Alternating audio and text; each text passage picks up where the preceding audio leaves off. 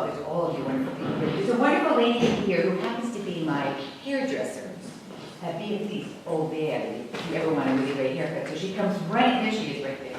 She comes running in the back and she says, Anne-Louise, what's wrong with your hair? I said, it's getting so curly, I don't know what to do. She said, let me fix it. So she's spraying my hair, fixing it, making it really nice. She said, get this bob back here, we're gonna fix Bob's hair. I looked at you when I saw the two of you, I said, they need some help. And I thought, wow, this is so good to have your hairdresser come to your show.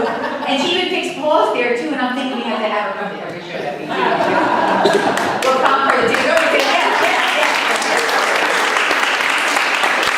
So I'm thinking it's just one step from having your hairdresser come to your shows to having the green room with the blue M&Ms and the champagne, right? At the big stage maybe at the Schnitz, so that's what I'm working on. Anyway, so that's be that as it may. I wanted to talk to you tonight, just this afternoon, a little bit about my Italian background. You see we have Club Unico, which I'm a member of here, doing our snacks. And all the money they collect from the dollars of water you're buying goes into the fund for, Joanne, our president, is here, goes into the fund for this school, Italian, what's it, for the community center? For Scuola Italiana di Porto, the Italian language school. Yeah, the Italian, this is Joanne Gallo, the president of our club, and they graciously agreed to do this.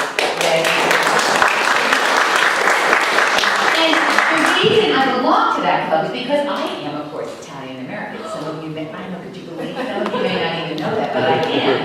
And I am really originally from, anybody here besides my club members, Italian? Anybody here? No, see, I'm always hoping to find some more paisans in the audience. And I'm also really originally from northern New Jersey. Anybody else here besides Joanne? Yay!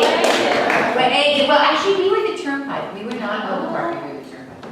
And I was born in Hoboken, New Jersey, and lived there till I was 3. My father's whole family, my mother's whole family. My father's family from Genoa, my mother's from south of Naples. They all lived in Hoboken for a while. And some of you know who else was born in Hoboken.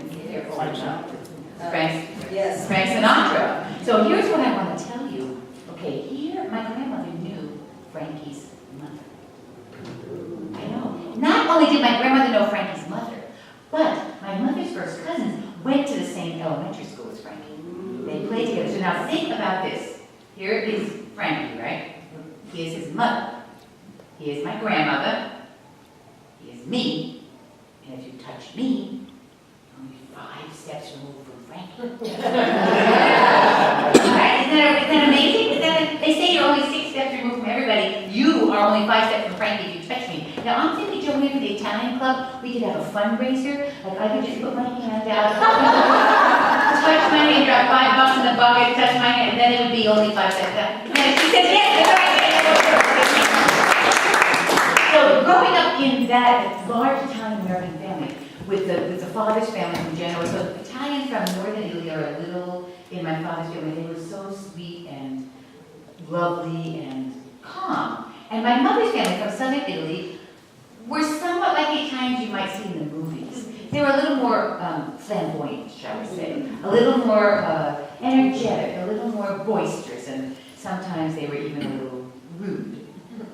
And I love both my families, but my mother's family was very compelling for me, because my grandmother had 5 sisters, and there were all these flamboyant women, and they clanked with jewelry, and they wore high heels all the time, and makeup and hats, and I just, as a girl, I just thought that was phenomenal. And when we would go visit them, we'd go to their apartments, and they lived in what they called in those days railroad car apartments. You know, they have the long corridor, and all the rooms go off the railroad car, off the corridor, just like the railroad car. So we would go visit them, and we would go into their living rooms after they pinched our cheeks and all that. And they say, hey, you got so big, Dawn, you got so big, and then they would kiss you everywhere, they would just sort of pull you and kiss you. And you would go into the living room, and just like in the movies, they had red velvet couches. They all had red velvet couches. And their couches were covered with plastic. I mean, it's like a movie, so you watch this in the movies, and you think this is a fantasy, but this was my life. This was my life. The plastic, you go and sit on that plastic when you were a little girl, your little chubby legs would stick to the plastic. It was really hot in New Jersey in the summertime, and you get to have that kind of squishy feeling when you stood up. I hated that, yeah. And some of you recognize that feeling. Then you would go down the hall, your bedrooms were next, and then the dining room, and then the kitchen. And in the kitchen, they always had a pot of spaghetti gravy on the stove. Now, we called it gravy. A lot of Italians call it gravy, others call it sauce. But gravy is what we called it, and I thought that everybody called, I didn't know what sauce it was, actually. I thought sauce was like cranberry sauce. I didn't know there was something called spaghetti sauce. We called it, in fact, macaroni. We didn't even call it spaghetti. We called it macaroni sauce. So there's this big pot, and here's what you do. You just would go in the kitchen, and they always have bread there. You just rip off a hunk of bread, and dip it in the pot, and eat it. And dip it in the pot, and eat it. That's how we had our son. Dip it in the pot, and eat it. Then I came to Portland, and somebody said to me when I was telling the story, "Isn't that double dipping?" And I have to tell you quite honestly, I never had even heard the term, and I was almost 60 years old. I never heard the term, and I didn't know that people didn't do it. Which probably counts for some of my friends not being my friends anymore, because I would go to their house and eat off their plates. You know, that's what we did. We ate off each other's plates, we drank out of each other's cups, we double dipped them, we dipped in the gravy. That's just how it was. And I'm very healthy, I just want you to know. So just don't worry about the germs. I think people worry too much about germs. Then I married this man from England. Okay, in his family, they did not do those kinds of things. So I'll never forget the look on his face the first time I stabbed something on his plate and tried to get into my mouth. He's like, "You're eating my food." I said, "So what?" So then after you eat all that, then of course after you eat the gravy in the pot, then they sit you down and feed you more food because they love you and they make this food for you. And you have to eat it because they love you. And if you don't eat it, you got no respect. You know what I mean? So consequently, I got a lot of respect. So I eat when anybody gives me some happy to your house, I'll eat everything you eat. Some people here can attest to that also. So then you eat all that. And then, okay, then the other interesting room in their house that I found quite fascinating as a child was what they called the turlet.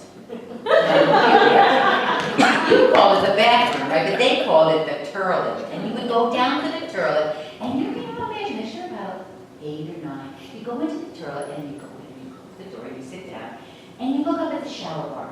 And on the shower bar, they have their underwear drying. Big, pink, yellow, white, peach colored sometimes underwear. And they were gigantic. They call them moudons, which is, I think, their dialect for underwear. I mean, they're all Italians have their own dialect. So moudons. And they didn't hang them out on the line because you didn't want other people to see your moudons, right? That would be kind of embarrassing. Or if you hung them out on the back line, because they all have those back, you know, they had that fire escapes with the clotheslines. I loved pulling those when I was a kid. If you hung them out there, you had to hang them in between the sheets so that nobody would see them. You understand? So when you're a kid, you're sitting there, you're looking at those moudons, and you're thinking to yourself, how can anybody fit into those? They're so gigantic. You know what I mean? But then here's what happened to me. I grew up, and I got my own pad. And I found out that they're very, very comfortable. You know what I mean? They're loose, they're comfy, and they always wiggle down. And then, of course, they would always never pull up their stockings because they only do that on Sundays. And then, of course, they all wore. Some of you may have this hiding in your house, and you don't want to tell anybody. They're house dresses. I'm not even going to ask you how many have these at home. I'm not going to make you raise your hand and confess. I heard people out here call them dusters, but we call them house dresses. So they always wore their house dresses, but with their house dresses and their stockings, not every one, they always wore their fancy shoes because you never know who's going to come to your house to visit. You know, so you got your shoes all ready and you're ready to go. These clips, by the way, my mother's cousin stole from a shoe store in New York in the 1940s probably. They gave it to my grandmother. They're probably worth millions of dollars. I'll go on the Antique Roadshow. And then the other thing is that was different about my relatives was my friends didn't have relatives like this. Okay, you sit at the kitchen table with them, you know, and they always wore the red lipstick. They would take it out at any time of the day or night, and without a mirror, they would apply the red like this. And around the kitchen table, you're watching them do this, you're thinking, how does this work without a mirror? And then they would go, is it on my teeth, doll? And right on your teeth, they would all wipe it off. And I can pass this around because I see you look a little pale. I noticed that here in Oregon, ladies don't, the red doesn't make your face pop, you know, makes your eyes look like it. No, you know, here's the thing about lipstick, it does not give you germs. It's like the communion cup And you look great in pie.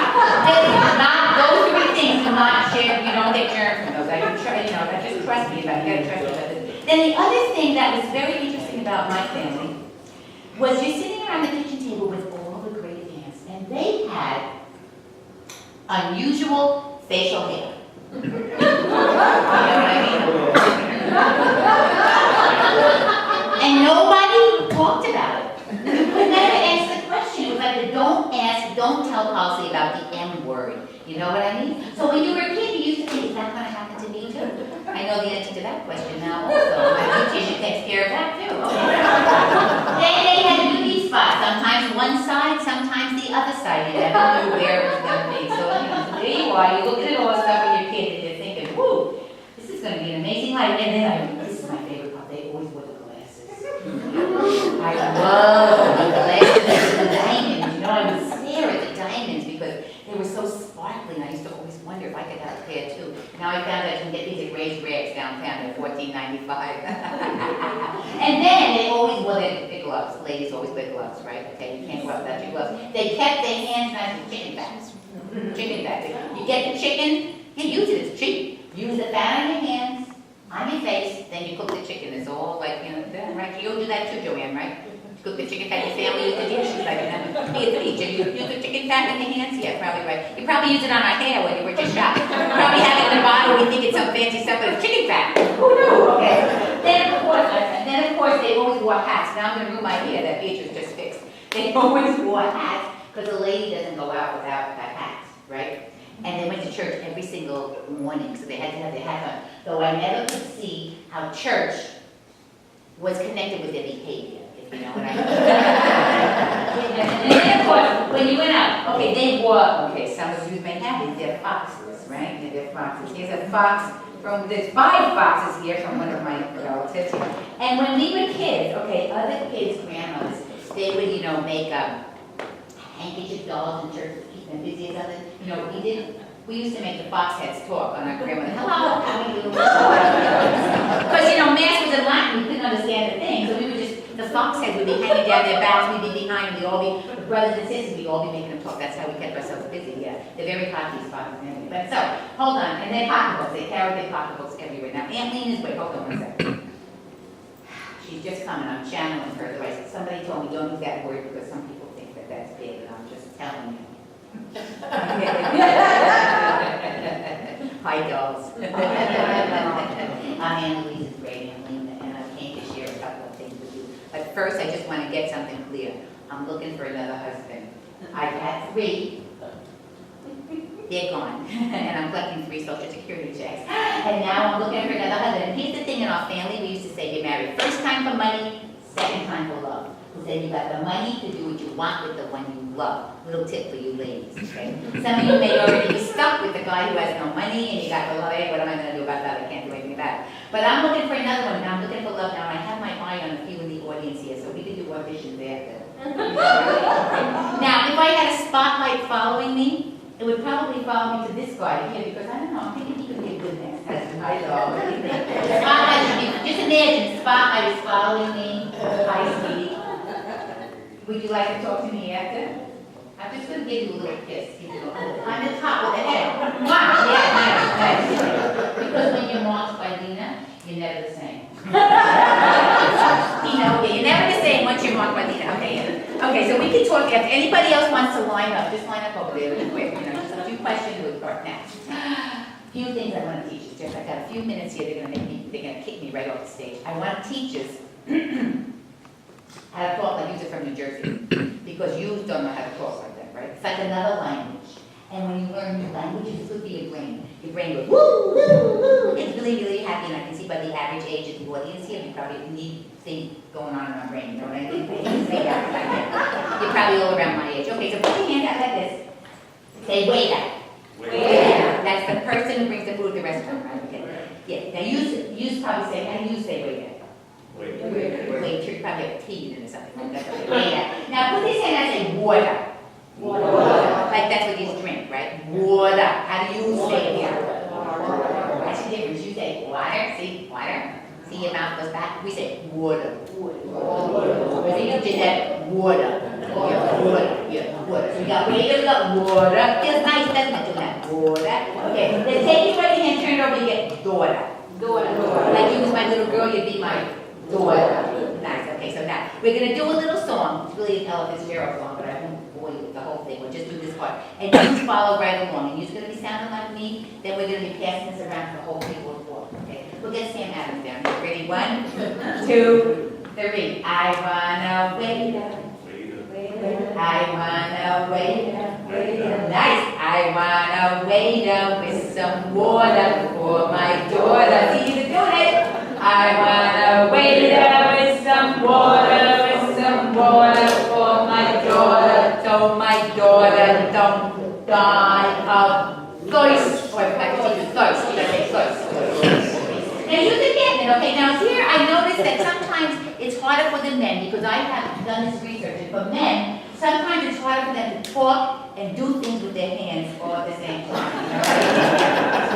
Because they're in their little man box over here, and the man box is saying I can only talk. Did you know, I learned this on YouTube. I learned so much on YouTube. Did you know men's brains are like little tiny boxes? It's like a whole row of little tiny boxes. You know the kind you put like little things in on your wall, little cute little things. And men's boxes, they have like the do nothing box. When they're in the nothing box, they're really there, they're doing nothing. They say they're doing nothing, you think that can't be true, but it is true, they're doing nothing. There's a nothing box. It's like the sports box, and the work box, and the family box, and the bicycle riding box, blah, blah, blah, blah. And they cannot go diagonally across their boxes from one to get in. They can't do, they gotta come out and go back in. And just like women. Okay, so women's brains are like a big thing of wires. Every single wire connects to every other single wire. So they don't have to go out and in it, just like there, right away. They don't just like, woo! You know what I mean? Okay? That's why we're smarter. It takes men longer to come out of the box, go back into the box. So probably right now men are in the box if I can sing this song, but I can't move my hand at the same time. But we're going to try again. It's a long way around the explanation. Are you ready? 1. Now, and also a little attitude. I know yous out here are nice, they're very nice here in Oregon. But we got attitude back there, you know what I mean? So here we go, a little attitude would be nice, here we go. It's good being hips too. Yeah. See, something I've noticed, when you get older, you know, your hips get stuck if you don't move them. You know, you gotta move them, keep them going, okay? But you get stuck in one position. Some of you find out, I can get this whole row up here. I've been moving their hips, but I won't do it now. They're like, oh my gosh, she's looking at us. Here we go, 1, 2, 3. I wanna wait up. I wanna wait up, nice. I wanna wait up with some water for my daughter. You're doing it, man. I wanna wait up with some water for my daughter, so my daughter don't die of thirst. 2, 3. I wanna wait up. You got it. I wanna wait up. He's doing it. I wanna wait up with some water for my daughter. I wanna wait up with some water for my daughter, so my daughter don't die of thirst. This is very good. Give yourself a clap. I'm going to teach you 2 more words, and then you're set for life. You got to say coffee. Coffee. And then you got to say torque. Coffee, torque. Coffee, torque. Now you got all the words you need to go back to Jersey and feel like you fit right in, okay? So that's going to be your assignment. Then spread it to everybody. That's my goal. Is to have a whole of Oregon talk.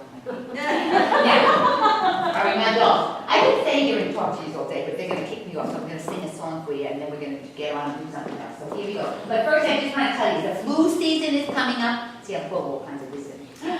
So, flu season, get a little piece of garlic, thread it with a needle, make a little tie, put it around your neck. Wear it under your shirts. It's going to keep you healthy. Then report back to me how it did. You don't need those shots. You just need the garlic. Very romantic too. Okay, anyway, there we go. And I had another tip for you, but I think it, I'll just give you this little tip to pass on to your children. You know, you're probably too old for this tip. Girls, when it's that time of month, do not touch a plant, because you can kill it. This is important, right? She knows, right? She knows. She knows, yeah, do not touch a plant. You gotta tell your grandchildren, you know, whatever, your nieces, your nephews, do not touch a plant. I spent years being a plant killer. I actually tried on one of my brothers once, but it didn't work. It was just a little tip. Pass it to your daughters, you know what I mean? It's important information. So you got those little important information now. We're just going to sing our last song, okay? And this song is a song that you know. And I got my accordion here because how often you see people with an accordion here, you know what I mean? I just did the back of it. Okay, got this cute little accordion. You can figure out how to play it. That sounds good. Okay. Okay, now, the song we're going to sing, you know. That's Amore. Because you know, it's all about love, you know? There's nothing else but love. And if you don't know the words, just la la. Because la la is as good as singing, you know what I mean? Or hum. No, la la is way better. And here's the thing, when you're singing or doing la las, it raises your endorphin levels. You feel better. I'm all about feeling better. Like, who wants to feel bad? If you're in the car, you have they sing. Sing in the kitchen. Sing whatever you're doing. Or la la, you know what I mean? Now, let me find out. Okay, here we go. Are you ready? Now, you're going to la la, I'm going to sing. Here we go. When the moon hits your eye like a big pizza hut.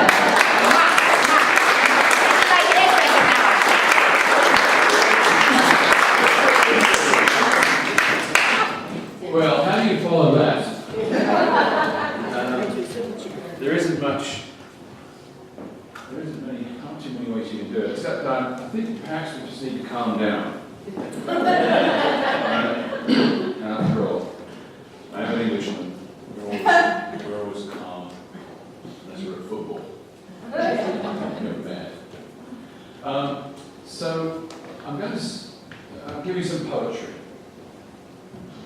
some of my own poetry, and it's seasonal. I think you'll like it. Whilst we have this little break, and I'm sure that many of you have wine in your house, and also bananas. So if you've got wine and bananas in your house at the same time, this poem will resonate with you very, very well.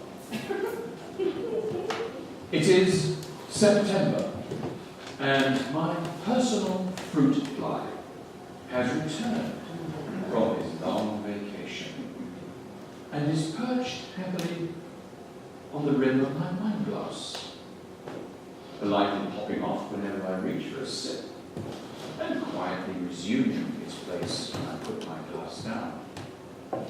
I can hardly resent his microscopic intrusion when I find that he and a partner have ended their wandering keratinous lives and are now jointly denting the meniscus of my economy class Chardonnay.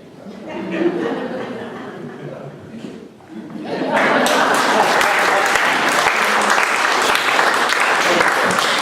you. stage. He's going to sing one of his own compositions and accompany himself to. Just to remind you that his CD, which he took delivery of via UPS on Friday, is for sale for the sum of $5. Paul.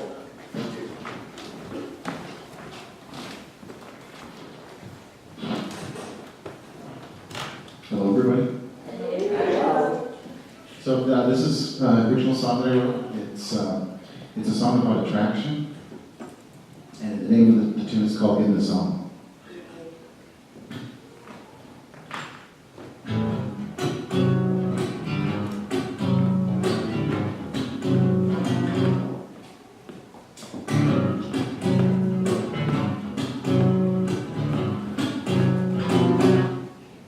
I'm an electron circling around the nucleus. I'm an electron, baby, circling around the nucleus. And when I get refreshed, it's when I do my best. And I go around and around and around and around. In the zone. In the zone,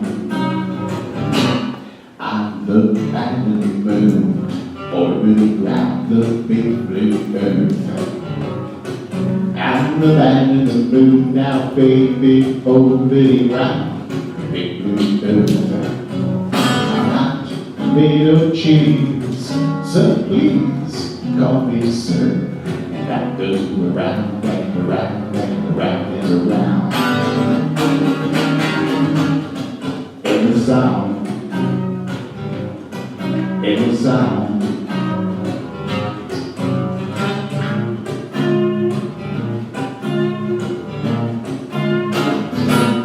I am Mother Earth, going around the blazing sun. I'm Mother Earth, now baby, going round the blazing sun. I am the only one, and I'm the second to none. And I go around and around and around and around. In the zone, in the zone. I'm the big old sun, going around a big black hole. I'm the big old sun, now baby, going round a big black hole. Some go get started, burning out of control. Whoa, whoa, I go around and around and around and around. In the zone, in the zone. Watch me go.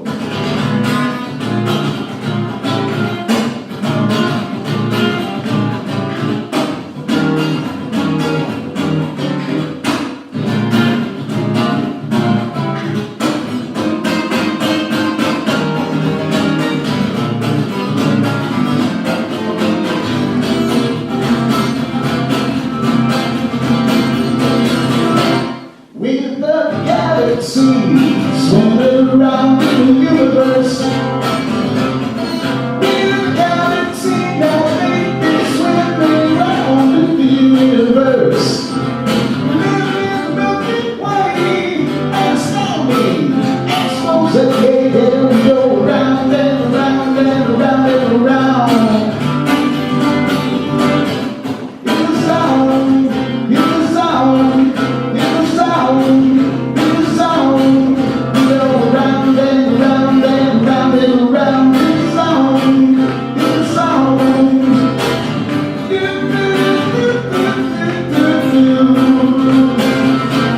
In the zone. Yeah, baby.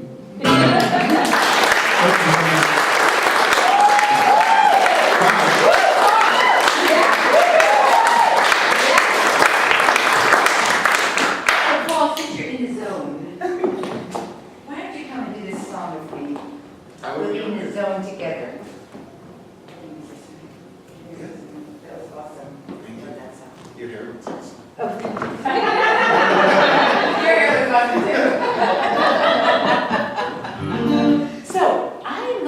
for you now. A song that is traditionally sung by men, actually 2 men. And I'm going to sing it as a woman impersonating a man, obviously. And Paul is going to be backing me up as a man. But I was feeling like I really needed a man impersonating a woman to do another part of the chorus with me. So I was watching the audience the whole time, trying to think of the person who might be the one to do this with me. And so I kind of had my eye on this young guy over there in the back. This guy here, yeah. Could you come up here, sir? Hi, sir. Nina had her eye on you too, but she got so you Dave? Oh, Dave, it's great to have you. This is I don't know, this is Paul. Don't worry about it if you know the song. Don't worry about it if you know the song. Just, okay, so you're gonna go with it. You're gonna be a man impersonating a woman doing the back. Got it. Yeah, everybody, okay. It's complicated, isn't it? Yeah.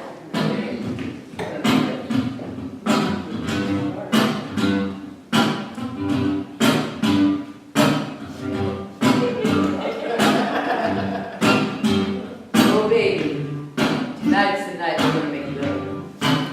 You know how I know that? It's Wednesday. And Wednesday's the night we make love. Monday, I have dinner. Tuesday, we go to your mother's so I can help her learn how to use her iPhone again.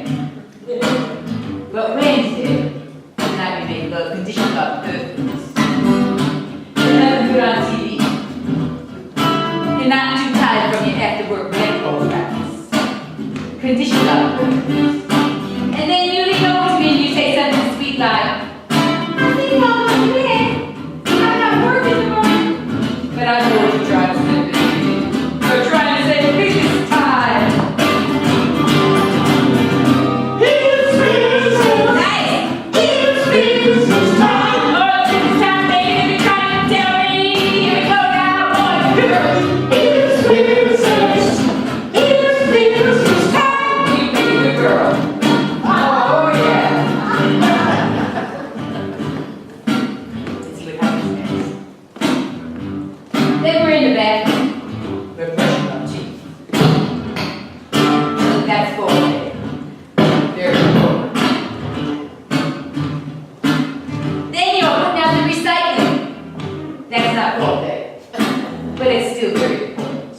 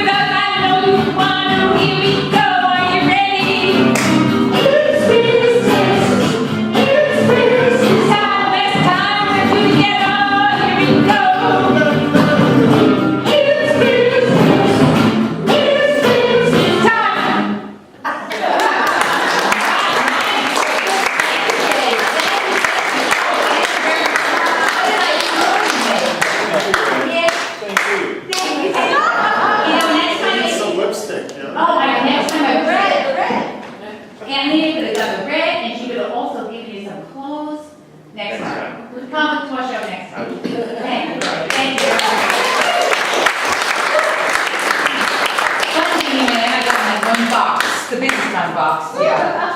Yeah, I don't know if they could get that box, we can talk about that. Okay, that's for another show. Okay, now, Bob and I are gonna tell you a story. Totally different, so you see that we've been exploring all different aspects of love today, haven't we? All kinds of love. So this is another kind of love. And I'm gonna borrow Paul's guitar for this. Paul's guitar is named Larry. Larry! Larry, yes. Larry. Larry thinks of box. You know what I was gonna get? I was gonna get Larry. Maybe there's not enough Larry thinks in the box. Okay. So this story is called. Larry needs some volume. Oh, Larry. Oh, you know, I always forget that part. Where's the button in it? Okay. No, Larry. More. No, come on, Larry. Where are you, sweetie? Oh, Larry. He's quite sleepy, I think. Is he on? There we go. And Bob is going to help me out with this story. It's called Love You Forever, and it's by a man called Robert Munch. It goes like this. One time, there was a mother, and she had a baby. He was a little boy. And she used to rock that baby back and forth, and she'd sing to that baby. I'll love you forever. I'll like you for always. As long as I'm living, my baby will. And that little baby boy grew and grew and grew till he was 2 years old. He was the worst 2-year-old you ever saw. He used to draw on his mother's walls with magic markers. When they went to the grocery store, he would have one of those temper tantrums you see other people's children have. Mother didn't know what to do. And one day, that little boy picked his mother's watch off her dresser, threw it down the toilet bowl. Look. And his mother would say, this kid is driving me crazy.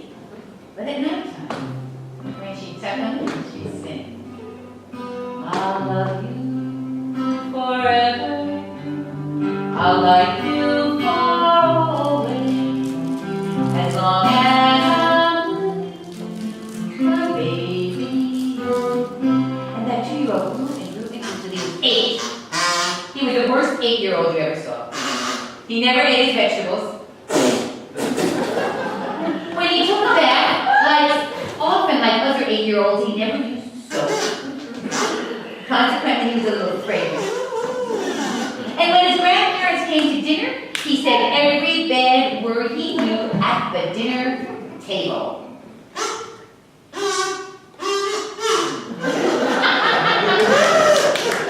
And his mother said, this kid is driving me crazy. But at nighttime, when she put that 8-year-old to bed, she'd rock him back and forth and she'd sing. I'll love you forever. I'll like you for always. As long as I'm living, my baby you'll be.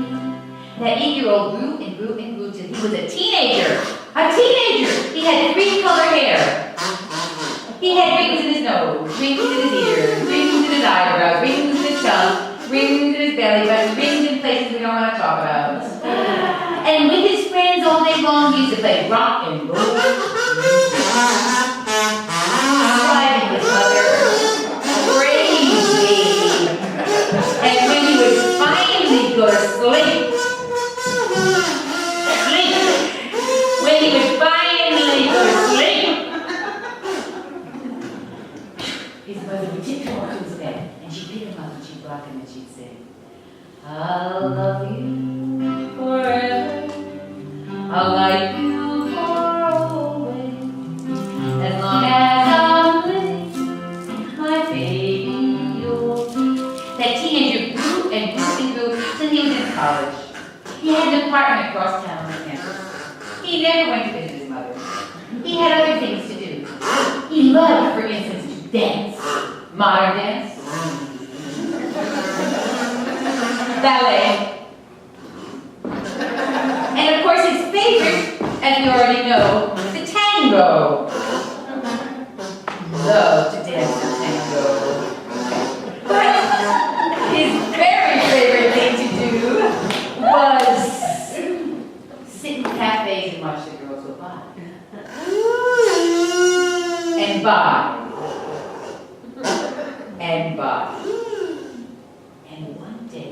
his mother was so fed up with him not calling, she got into her car. She waited till dark. She drove over to his apartment building. She parked the car. She went over to the side of the apartment building. There was a ladder conveniently left there. She picked up the ladder. She picked up the ladder. Yeah, she picked up the ladder. Just pick up the ladder. Pick up the ladder. She picked up the ladder. She put it up to his window. She picked up the ladder. I'm the storyteller. She picked up the ladder. What I said? She picked up the ladder. Now she picked up the ladder. Sorry, you guys. Sorry.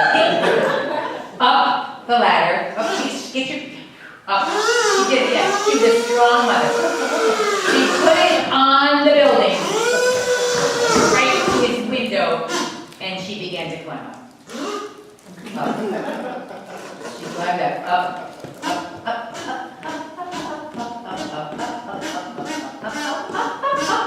It's 3 stories.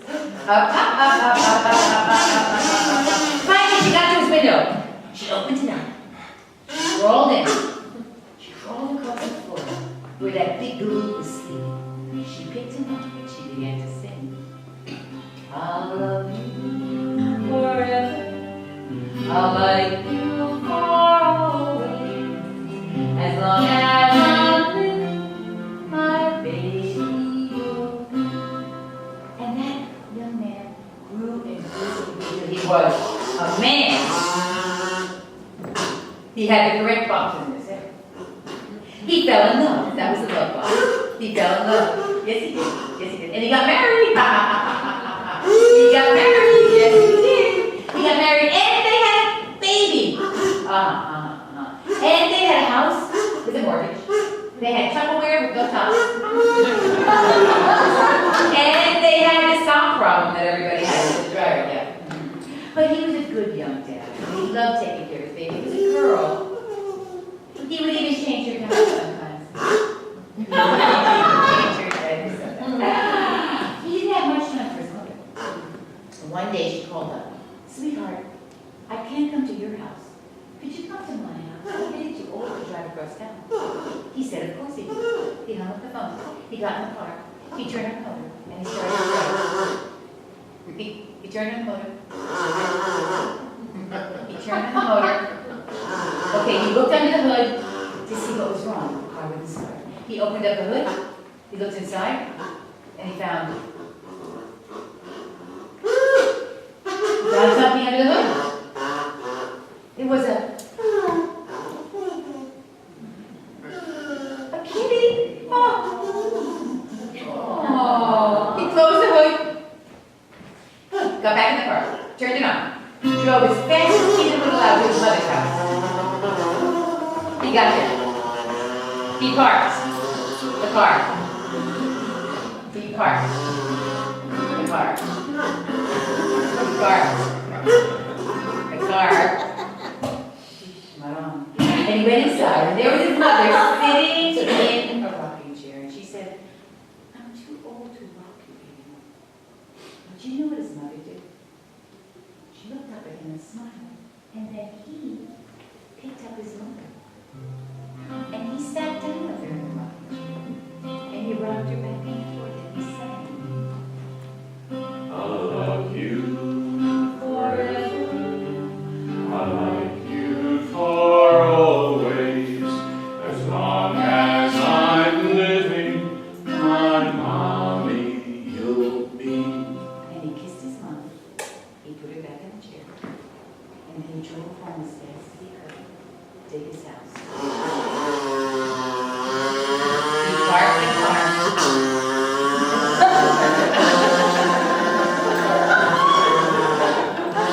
He parked the car. Got out of the car box. Went into the daddy box. He climbed up the stairs. He went into the room with his daughter, and he picked her up, and he began to rock it. And he sang.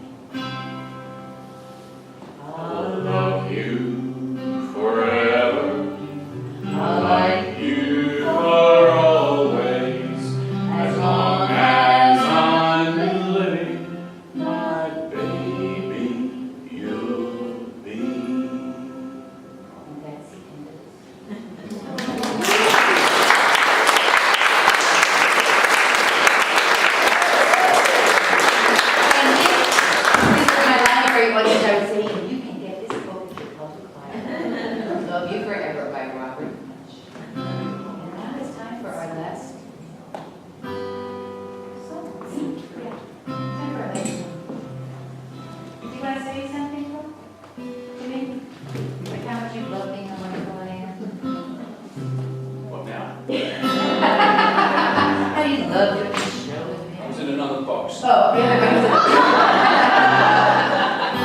Now, maybe you know you can use it as an excuse for everything else in a different box. Get in the right box, baby. Come out, go in.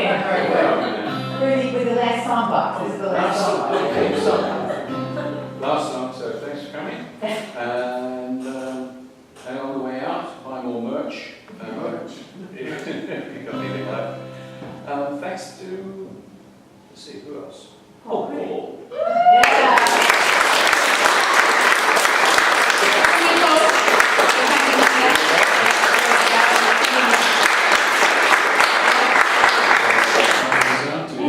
Studio for staging the whole thing.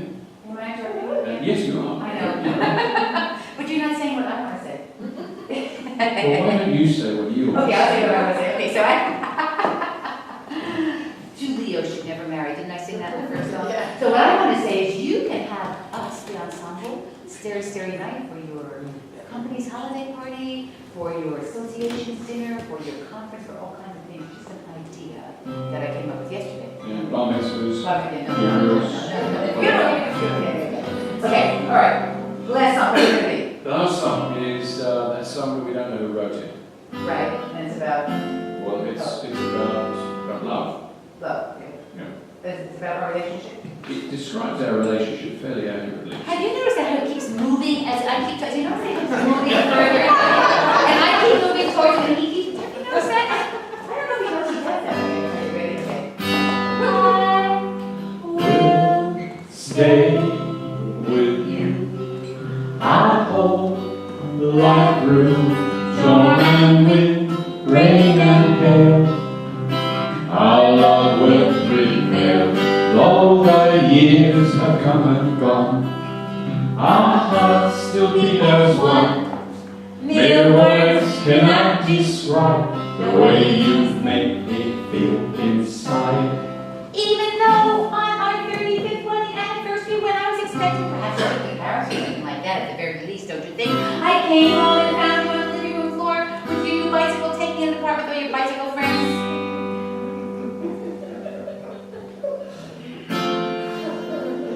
Even though you insist on buying those stupid porcelain figurines, which have to be housed in very, very expensive, custom-made, glass-covered cabinets, using the money I was saving up to restore my 1949 Colnado bicycle frame last used by Fausto Coppola to win the 1948 Giro d'Italia.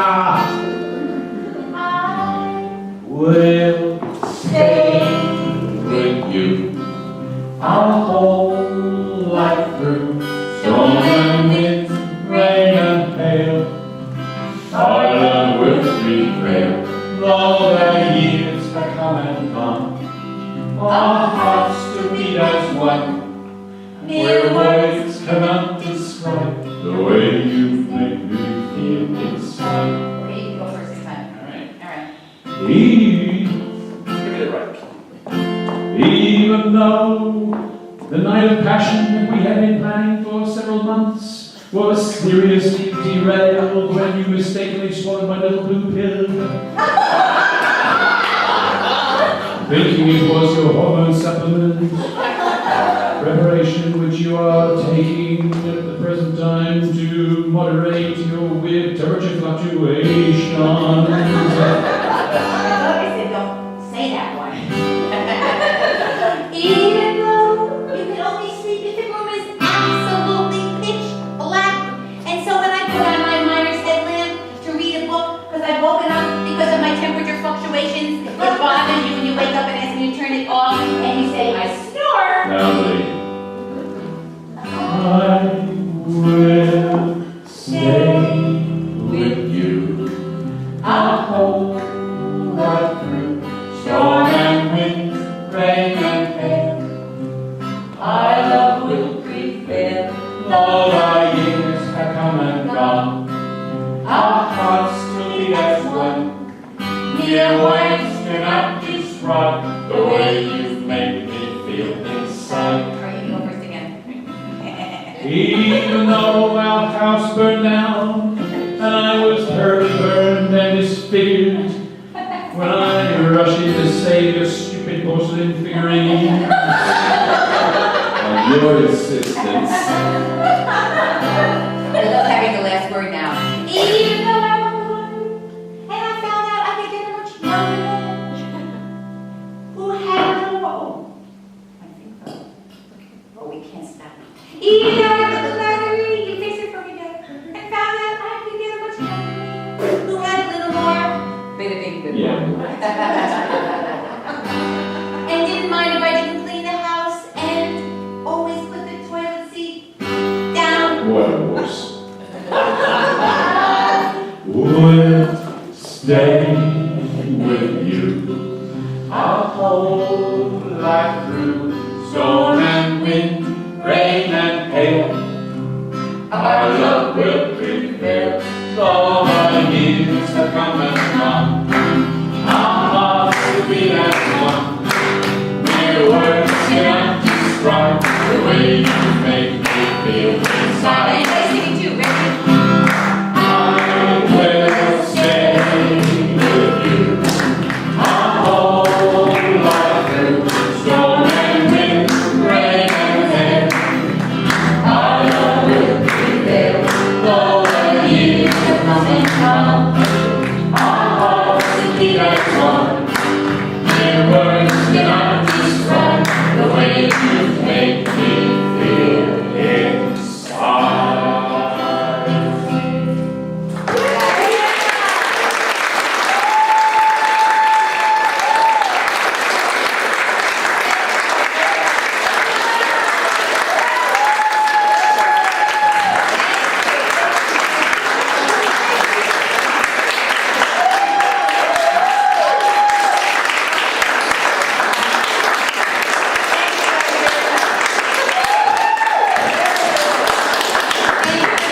Thank you for coming, thank you, and I'm sorry I lost my thing. We could sing you one more. Okay. But it's a continuation of the love story. Okay, I'm gonna say it this time, not you, I'm saying it this time. He said it last time. Okay, so this is the real story of our love, okay, of our sort of life. This is the true story of it. And I like it, here's the thing that happened. 2 years ago, I was sitting at a red light on Fremont Street and I was hit behind by a car. And so I was fine. But I started reflecting on how life can change in an instant. Isn't that deep? It's a deep, 1 minute you're sitting there, the next minute you're ended by a car. It's very intense. And I thought, that's what love is like. Right? 1 minute you're just a normal person, and the next minute, boom, you're in love. And everything changes. So I wrote this song about it, and I called it Rear-Ended by Love. And it has a very singable chorus. It has an automotive theme. A very singable chorus. Okay, that you guys can sing with. It goes like this, okay? And this is the truth. Don't listen to anything Bob says in these other box. Coming home from work on a sticky old day, thinking I would never marry, 'cause that's the old-fashioned way. But there he was in the shade, sitting with my sister, who waited to take me home to New Jersey that year. Hadn't seen him for a year, and back then it wasn't clear that our paths would cross in quite the city way. Then he put his arm through mine, just to say hello, and suddenly his lips were stuck on mine. Of course, he used a lot of chapstick in those days. Like the Indian drum behind my Chevy 69, she was rear-ended by love. I was rear-ended while undefended. I'm alive with love. We went home to my parents down Highway 95, so I could show them the sights of my hometown. You see, my mother said I had to take care of this boy who came from 3,000 miles away. So she did. So I did. Let me run behind my Chevy 69. I was rear-ended by love. I was rear-ended while undefended. I'm alive with love. We spent 3 weeks together, mostly at my parents', but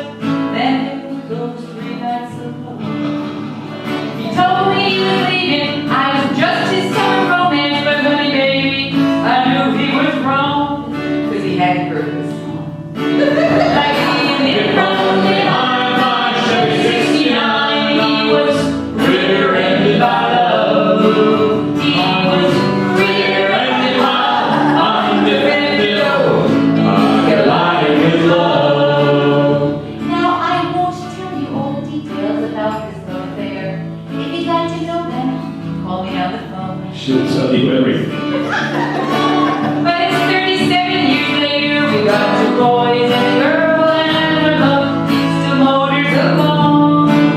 Like being hit from behind, Chevy 69, we were rear-ended by love. We were rear-ended while undefended, oh, we collided with love. You guys, here we go, everybody sing, are you ready? Like being hit from behind, like Chevy 69, we were rear-ended by love. We were rear-ended while undefended, oh, we collided with love. And we're supposed to do now, we were rear-ended while undefended. We were rear-ended while undefended. Rear-ended and life blended. Oh, that's what it was. When we collided with love.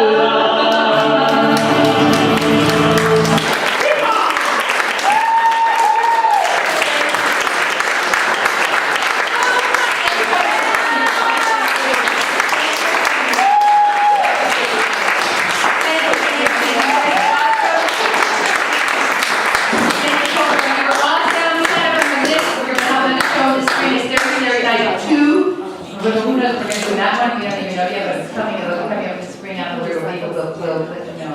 So thank you guys so much for coming.